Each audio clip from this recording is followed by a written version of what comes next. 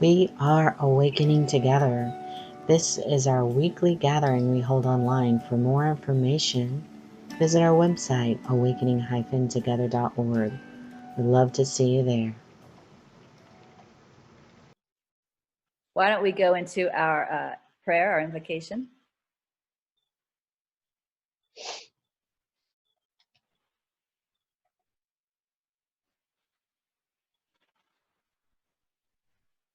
So, first of all, I feel to express gratitude for the silence.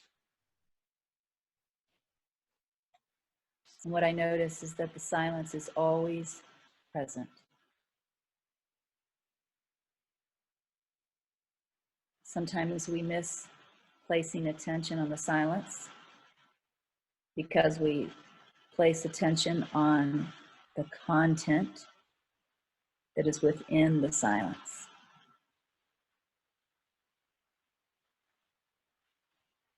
My prayer is that we will remember to place our attention with the silence more. Even while there's content that seems to be right in front of us, but instead of letting our attention get fully absorbed into the content, that we keep some hanging back, aware of the silence, resting in the silence, listening to the silence, abiding in the silence, being the silence. Amen.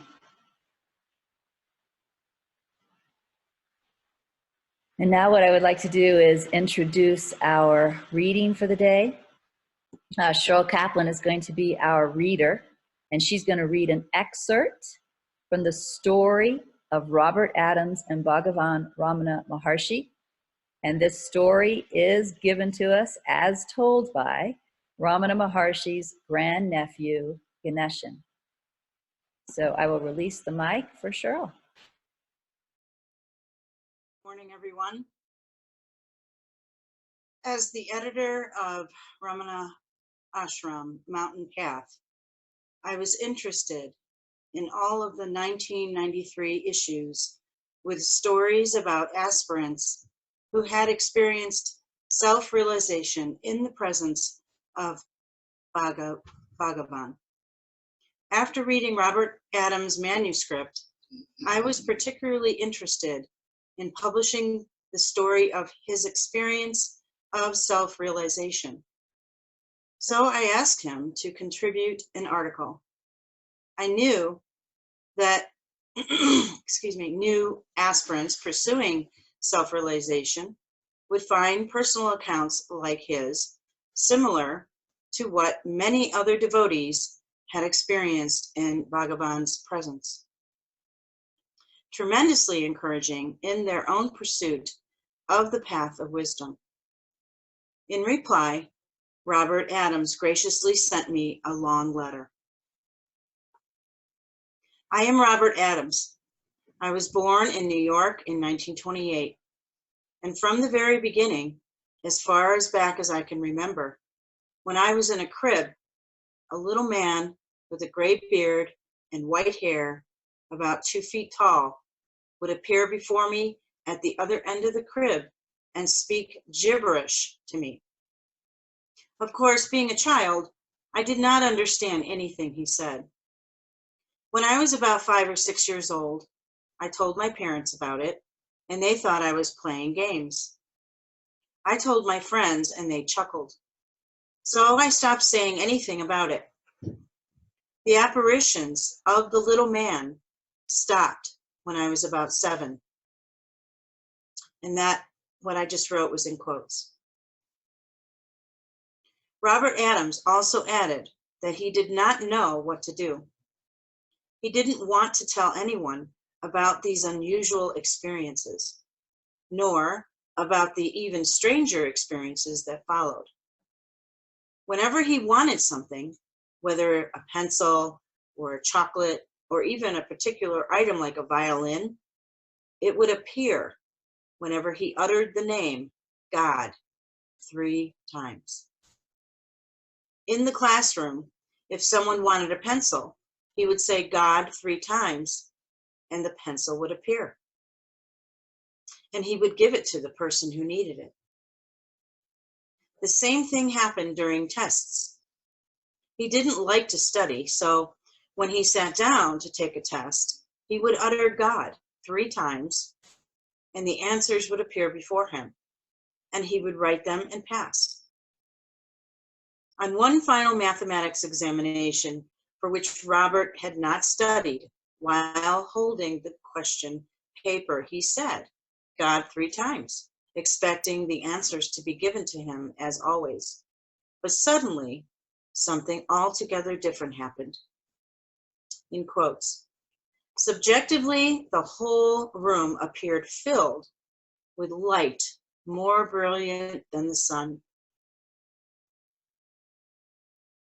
It was a beautiful, shining, warm glow. And the whole room, along with everything and everyone, was immersed in the light. And all the children seemed to me mere particles of that light. I found myself melting into radiant being consciousness.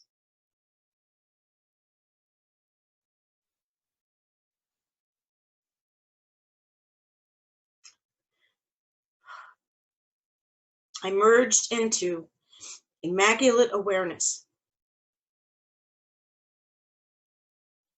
It was not an out-of-body experience. This was completely different. I realized I was not my body. What appeared to be my body was not real. I went beyond the light into pure, radiant consciousness, and I became consciousness.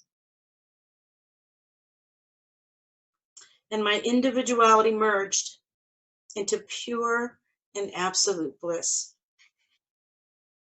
I became the universe. The feeling is indescribable. It was total bliss and total joy. End of quote. After this experience, Robert Adams' life was not normal. As a teenager, maybe 14 or 15 years old, he felt the need for guidance. Some of his friends suggested that he go to Joel Goldsmith, a famous Christian and true mystic. Joel Goldsmith had been in correspondence with Arthur Osborne and me. He heard Robert's story and advised him to go to Paramahamsa Yogananda, who was in Encinitas, and he said, he will guide you. Robert Adams went to Encinitas and full of interest, ecstasy, and excitement, and was instantly captivated by the spiritual splendor and aura of Paramahamsa Yogananda. Robert told me that although he was just a teenage boy among many other people who were there, the moment he set foot on the ground outside, I'm going to skip that word, called him secretary and said, there is a young boy, call him in. Robert prostrated to Yogananda and said, you are my guru.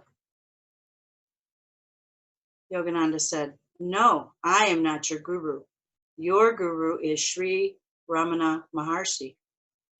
Ramana Maharshi is not well. You should go to him immediately. After leaving Yogananda, Robert happened upon a copy of Who Am I? In the philosophy section of a library. Ramana Maharshi's picture was on the cover. When Robert saw the image, his hair stood on end because he recognized that face as the same one he has seen in his crib as a toddler. He wasted no time finding his way to Bhagavan, and here he describes his first encounter with the Maharshi. In quotes, "When I was 18 years old, I arrived at Arunchala. I took flowers and a bag full of fruits and offered them at his feet. Bhagavan looked at me and smiled, and I returned the smile.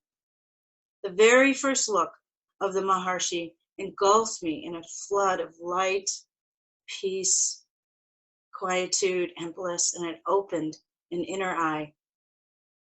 I instantly recognized the meaning and purpose of all my experiences, that I was never a body, and that I was ever the unborn self, the eternal silence. The Maharshi exuded compassion, love, and bliss on the very first day. He looked at me and asked me whether I had eaten breakfast. When I said no, the Maharshi had the attendant bring fruits and porridge for me to eat. I lay down and went to sleep in the old hall, and when I woke up, the Maharshi guided me to a little shack and asked me to take rest. In the evening also, he sent food. I ate and again went to sleep. Maharshi paid keen attention to what was needed for my body to rest and relax. The next morning," end of quotes, by the way. "The next morning, Robert went to the old hall to meet Bhagavan. And what happened in the presence of the Maharshi guided him deep within. The silence and quietude of Bhagavan engulfed him. When he entered the hall, Bhagavan's attendant, Krishna Swami, was pestering Bhagavan with complaints about people at the ashram. After tolerating this for a while, Bhagavan looked sternly at Krishna Swami and said, in quotes, 'Remember the purpose for which you came here. Attend to it. Keep quiet.' End of quote. This was the very first instruction Robert got from Bhagavan. Although it was directed to Krishna Swami, Robert felt it was actually meant for him. For the next 3 years, his focus was within, and he stayed in the state of silence and quietude. Never outwardly during this period, and outwardly in non-indulgence. I'm sorry, I skipped a line. Let me go back.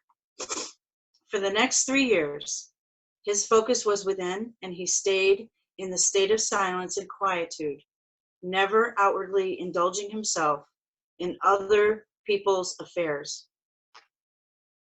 Inwardly, he was established in quietude during this period, and outwardly in non-indulgence. There was no need for him to talk further to Bhagavan or to anyone else. That is why nobody knew Robert Adams, even though he stayed at Ramana Ashram for 3 years.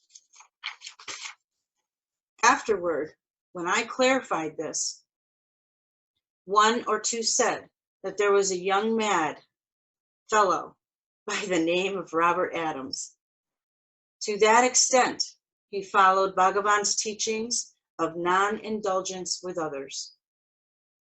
He was not talking and was doing practice all the time and remaining in that state. I want to thank you, Regina, for allowing me to read. And the first time I read it, I cried and I was getting choked up again. This is beautiful. Thank you. Thank you, Cheryl, for volunteering to be my reader. I appreciate that. So what's really interesting about this particular story to me is that what we hear near the end of the story is that at Ramana Ashram, which, you know, I mean, I can't imagine having the opportunity to go to Ramana Ashram when Ramana was still there, right? I mean, what an incredible opportunity to go and be with him. You know, what I would give for such an opportunity. But at Ramana Ashram, where this incredible opportunity occurred, what seemed to really be going on there was people gossiping and complaining about one another. People came to Ramana Ashram and continued to be people. And in fact, you know, I've read this entire book, which is 800 pages long, and you can see that there's a lot of that going on. And this is not only the visitors, but the residents, the people that came there and supported the ashram all of the time and were there all of the time. And here we have this teenager who comes to Ramana Maharshi and is sitting there being quiet near Ramana Maharshi when Ramana Maharshi has a conversation with his attendant. And his attendant is doing what everybody else does. His attendant, this is the person who gets to be with him the most. Imagine that. His personal attendant is doing what everybody else does and is complaining about others at the ashram. And Ramana Maharshi, being Ramana Maharshi, is quiet for a time, probably just not giving it attention. And then finally, Ramana Maharshi turns around and says to his attendant, "Remember the purpose for which you came here. Attend to it. Keep quiet. Remember the purpose for which you came here. Attend to it. Keep quiet." And that wasn't even directed at Robert Adams. That was directed to Ramana Maharshi's attendant, who was gossiping and complaining. And Robert Adams took that as his guidance. And he took it so seriously that he never even spoke to Ramana Maharshi again. He was there 3 years. He spent 3 years inwardly focused on his purpose. He remembered the purpose for which he came there. He attended to it, and he kept quiet to the point that years later, when Ganeshan was, you know, kind of researching Robert Adams and asked the other people who were there at the time, at first they didn't even remember him, and then oh yeah, there was some mad fellow. Funny that they would refer to him as the mad fellow, the one who didn't get involved in the social aspect, in the gossip, in the complaining, in the humanness. They thought he was the mad fellow.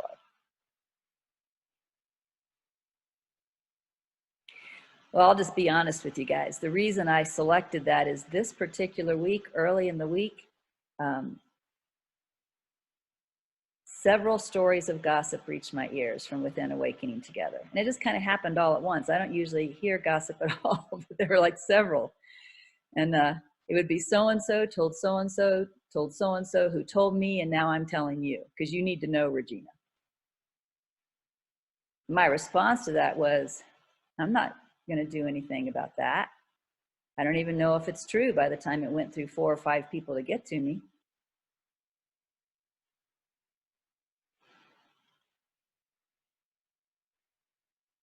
I want to tell you guys a story from my personal history.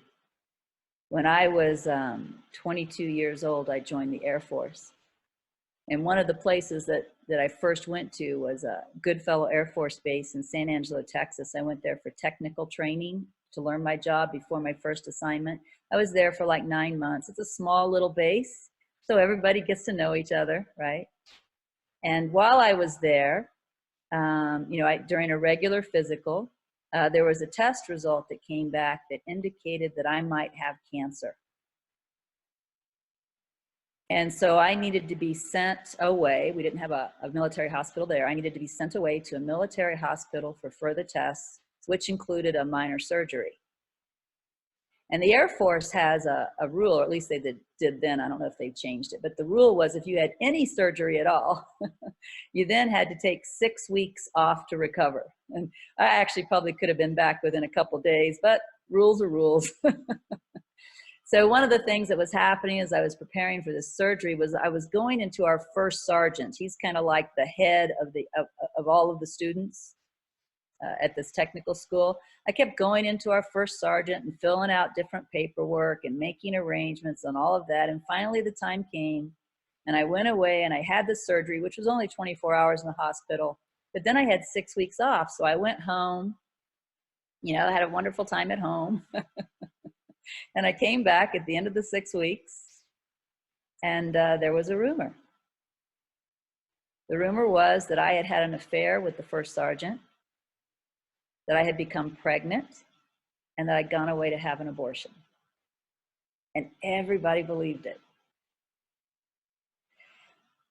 I couldn't even imagine how such a rumor would get started. When I was that young, I thought maybe somebody just did it out of viciousness. But as I got older and I observed human nature, I realized that may not have been the case at all. What I notice is that people make stuff up and believe what they made up, and they don't even notice they made it up. They don't even notice they made it up. You know, they see some evidence, like maybe someone observed me going into the first sergeant's office a lot as I was preparing, you know, signing all the papers. And a thought enters their mind, oh, I wonder if they're having an affair. And then they turn around, they tell someone else, you know, I think it's possible, you know, something's going on there with Regina and the first sergeant. Well, another thing I observed is that people don't hear exactly what's said hardly ever. Almost every person that hears something changes it a little and doesn't even know they changed it. And so the one person who maybe made up this idea and shared it as a possibility, I think maybe they're having an affair. The person they told heard it as they're having an affair, right? And then that gets passed on as they're having an affair. Well, then somebody else, noticing Regina's gone, well, then she must have gotten pregnant. You know, I mean, why else would she be gone? And you know, this whole story gets made up and everybody's believing it. And it has zero truth to it. Zero.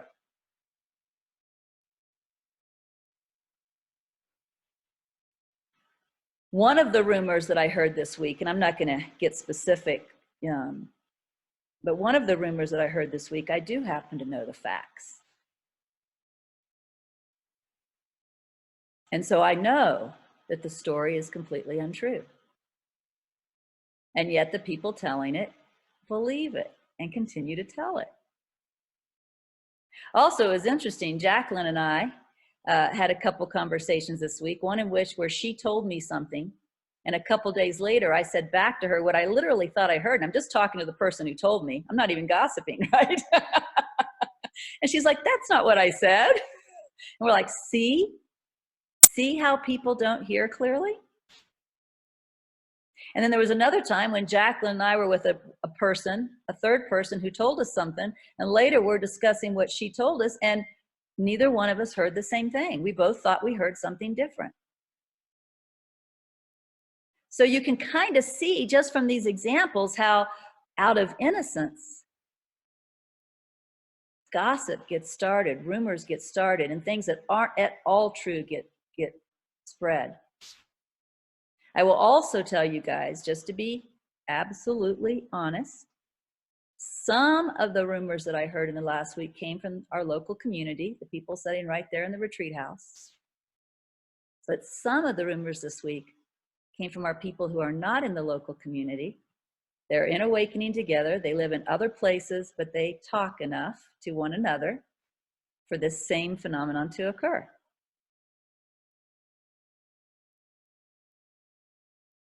And some of you, I'm sure, are not personally that close to anyone, and you kind of don't know anything about any of this. And that's great. But what I want to say is it seems like when people get into, you know, circles, social circles, whether it's a spiritual social circle or not, if they are not extremely careful, and I highlight the words extremely careful, this phenomenon occurs because it's human nature to talk about one another. It's also human nature to mishear what you heard and think you're sharing truth. And it's human nature for your mind to make something up and you not notice that you made it up, really not notice that you made it up, and you're sharing your own made up assumptions as if they're truth. And I really don't want to see this kind of thing bring down our organization. So I thought I would just come here and talk about it, put it right in front of us. Let us contemplate it right here together. So as I've been contemplating gossip this week, and I'll notice, and I'll admit, even noticing sentences that I said to someone and then right after saying it, saying, whoa, that was it, you know? So I'm not saying it's you and not me. I'm saying this has been brought to my awareness this week. I've decided to contemplate, well, what's happening? What's happening? You know, why is this sharing happening? And one of the things that I personally noticed is as we talk to one another about whoever's not there in the moment, there's a sense of bonding with the one we're talking to. In other words, it occurred to me that maybe it's our craving for oneness, distorted through the ego, that leads to gossip. Imagine that. I mean, you know, the more I looked at this, the more innocent I saw it. Innocent in that it's happening in ignorance. It's not happening out of maliciousness. You know, I go back to that Air Force story, and my first thought as a young person was somebody was really cruel and malicious to start such a lie. But now I see the absolute possibility that that never even happened.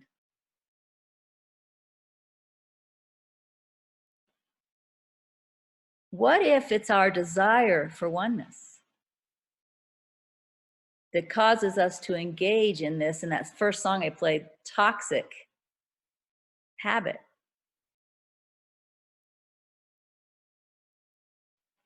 And what if we see it for what it is, a mistake, a distortion, and we decide to hear what Robert Adams heard, which I will read to you again.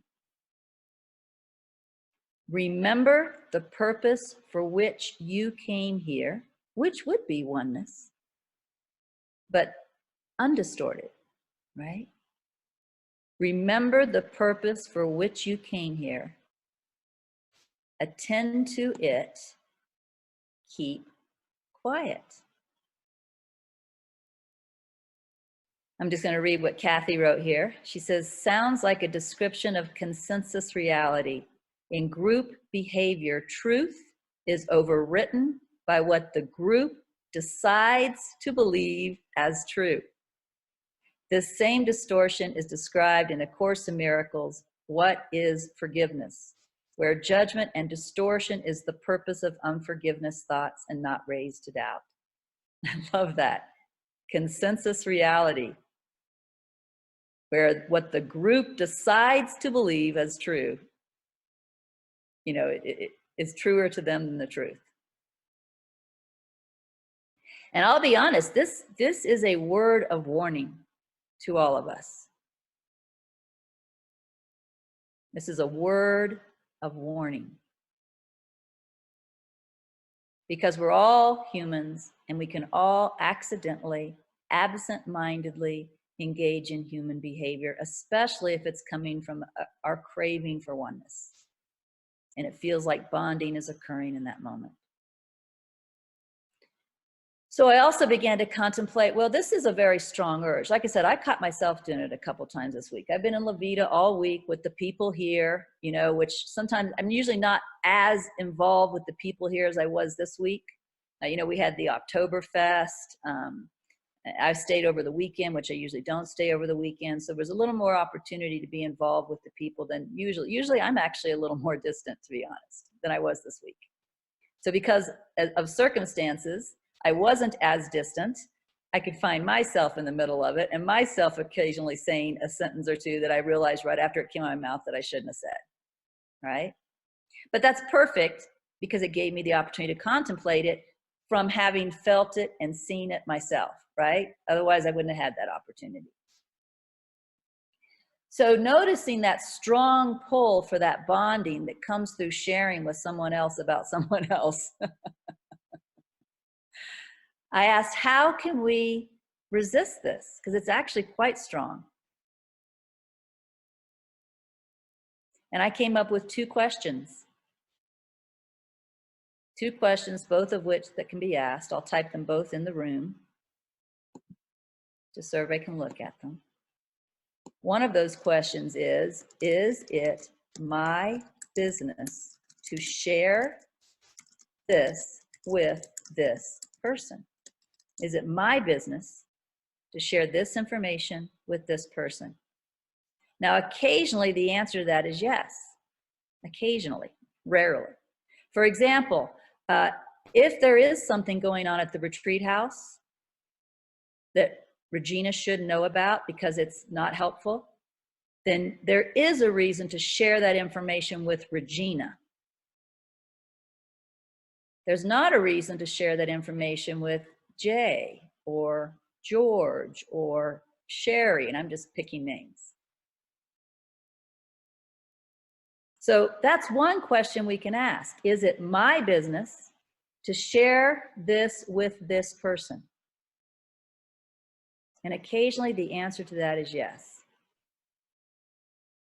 The other question is, am I sure this is absolutely true? And I'll tell you, if you aren't the eyewitness to the situation, you aren't sure. So again, I'll just make up different names. If Susan sees something at the retreat house and she tells Helena, and then Helena thinks, wow, Regina should know this, and she tells me, already that's most likely not true. Not that anybody did anything purposefully to change the story, just Helena probably didn't hear exactly what Susan said, and she told me, right?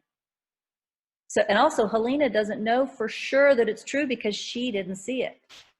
If it needed to be told, the person who should have told me was Susan, who saw it, right? If we just ask these 2 questions before we speak, is it my business to share this with this person? And am I sure this is absolutely true? That could cut the gossip.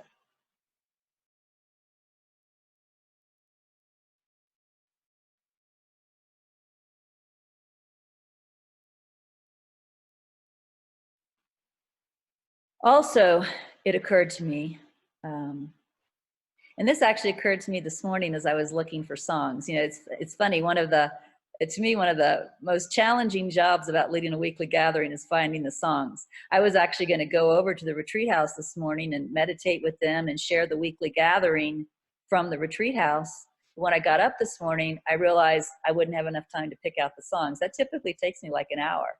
And I thought, there's no way I can prepare for the gathering and be at the retreat house by 7 for meditation. So, plus I would have had to shower and get dressed. I'm still in my pajamas now. I didn't have to do that to sit here and lead the gathering, but I would have had to go over there and lead the gathering. So I just thought, you know what, it's much, much better for me to stay home and do this. So as I was at home, listening to different songs, and I probably listened to 25 songs this morning, right? Finding the songs I wanted. But each of the songs led to contemplation. And one of the things that I began to contemplate as I was listening to those songs is that, you know, we're friends. You know, might even say family. You've heard the term church family. If we see each and every one of us as my best friend, each and every one of us as my best friend, each and every one of us as someone I love dearly, would we then share anything about them to someone else when they're not there? And doesn't it seem like in Awakening Together that that's kind of the appropriate attitude to have, regardless of how much I know you or don't know you? Doesn't it just seem like we're all best friends? I mean, we share a purpose that most people in the world don't share. What could be more bonding than that? And again, what's getting in the way of this is human nature, but that's also ego nature. You know that, right? And aren't we here to let go of the ego? Isn't that our purpose for coming here, whether we're talking about to the sanctuary, to the website, or to the retreat house, or to La Vida? I mean, I won't look for answers right now, but, each person sitting there at the retreat house that lives in La Vida, I mean, why did you move here? Did you move here to participate in gossip and all that normal stuff that happens in normal ego-based communities? Or did you move here for another purpose? And what are you attending to? Let me just read those words again that Ramana Maharshi said to his attendant. Remember the purpose for which you came here. Attend to it. Keep quiet. Remember the purpose for which you came here. Attend to it. Keep quiet. And again, I'd like to point out that's not just for the people who live in La Vida, because some of the rumors I heard came through non-local members. There's a story in NTI. It's probably an NTI mark. I'm sure it is. It's a retelling of the story of the Garden of Gethsemane. And NTI mark, it retells all the stories, but it was never indicated to me that this is the truth. It was still indicated to me as the scribe that these are stories, right? But what it was indicated to me was that the stories were better symbols for awakening than the stories the way they're told in the Bible. And so they were being retold in a slightly different way to be better symbols for those of us who want to awaken. And so in the retelling of the story of the Garden of Gethsemane, as we know, one thing that happens is Judas goes off and tells the Jewish authorities where Jesus is so they can arrest him. And the authorities, the soldiers, come into the Garden of Gethsemane after Jesus has fully surrendered. And they arrest Jesus and they take him away. And what sets in then among the apostles, again, very close to Jesus, right, is panic and imagination. Each of the apostles begins to imagine what he thinks is going to happen next, and he reacts based on what he just made up and believed. Every one of them. And they take off in all different directions doing whatever they did. We're never privy to those different stories. We know what Peter did, but most of them were not privy to the stories. They all scatter, take off in different directions based on what they just made up in their mind, what they believed. And they probably, we don't know this, but they might have even gone and told other people and got other people involved in their scurrying, right? But what NTI says, except for one apostle. It doesn't tell us who that was, and different people see, this is how we make this stuff up right here. Different people that have read NTI, people have told me, oh, that was John, or oh, that was Mary Magdalene. See, right there we make stuff up and believe it. NTI doesn't tell us who it was. It says one apostle, all right? That's the fact. One apostle stays in the garden and goes within. We don't know what that apostle was doing. Could have been dealing with fear, practicing rest, accept, and trust. We aren't told what the apostle was doing.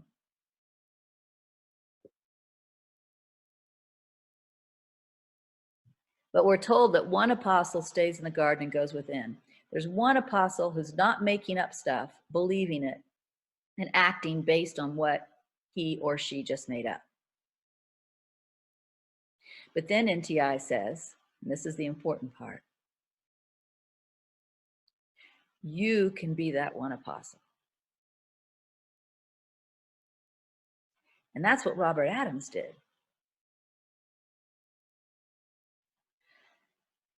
Although I would love it if every one of us took our purpose seriously and let go of ego at every opportunity, including not engaging in this type of conversation, which is gossip and rumor spreading. I promise you, I'm sorry, it's never going to happen. just like it didn't happen at Ramana Ashram. The humans are going to be humans. I'm sad about it as I say it. They're going to continue to judge each other. They're going to complain about each other. They're going to talk about each other behind each other's back. They're going to believe their own stories. Now I'm talking about people right here in Awakening Together. It's going to happen.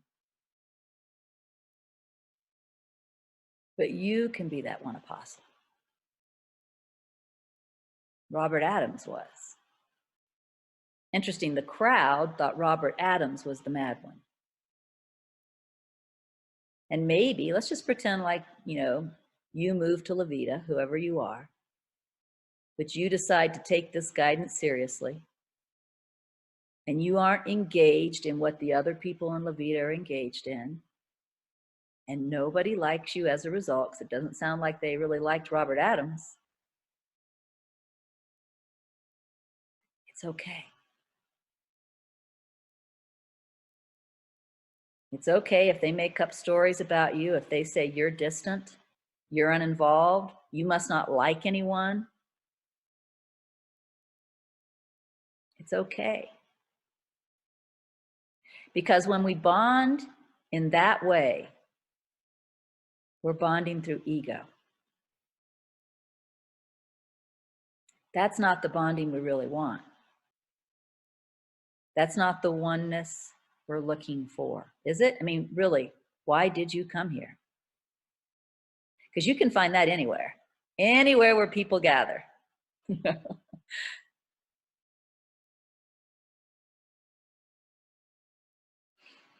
Let me just read this last part of the story again, and then I'll stop. The next morning, Robert went to the old hall to meet Bhagavan. What happened in the presence of the Maharshi guided him deep within. The silence and quietude of Bhagavan engulfed him. When he entered the hall, Bhagavan's attendant, Krishna Swami, was pestering Bhagavan with complaints about people at the ashram. After tolerating this for a while, Bhagavan looked sternly at Krishna Swami and said, "Remember the purpose for which you came here. Attend to it. Keep quiet." This was the very first instruction Robert got from Bhagavan. Although it was directed to Krishna Swami, Robert felt it was actually meant for him. For the next 3 years, his focus was within, and he stayed in the state of silence and quietude, never outwardly indulging himself in other people's affairs. Inwardly, he was established in quietude during this period, and outwardly in non-indulgence. There was no need for him to talk further to Bhagavan or to anyone else. That is why nobody knew Robert Adams, even though he stayed at Ramana Ashram for 3 years. Afterward, when I clarified this, 1 or 2 said that there was a young, mad fellow by the name of Robert Adams. To that extent, he followed Bhagavan's teachings of non-indulgence with others. He was not talking and was doing practice all the time and remaining in that state. All right, so I am going to play a brief song so that we can contemplate this. It will be the prayer of St. Francis. And for those of you who went to Italy last October, you're going to see several of the places that we went in this particular video. If you are interested in making a donation to help support Awakening Together, Don will give you a link, and you can also do that during this song. We are awakening together. If you enjoyed our weekly gathering, you can subscribe on our YouTube channel, Awakening Together channel. You can also hit the bell and receive notifications every time we have a weekly gathering. Also, you can check out our website at awakening-together.org. Thank you for listening.